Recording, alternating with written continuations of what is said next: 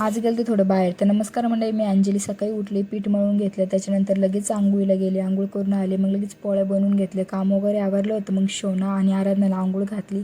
त्याच्यानंतर थोडे पाहुणे आलते, त्यांच्यासाठी चहा ठेवला. पाहुणे गेले. मग नाही का मी झोक्याकडे आलते. आराधना खूपच रडत होती, कारण की ना आंटी तिला सोडून बाहेर गेलत्या, कारण ना पाऊस चालू होता म्हणून तिला नव्हतं नेलं. अनुषने ना तिला बाहेर आणलं होतं झोक्याकडे. मग मी पण आलते.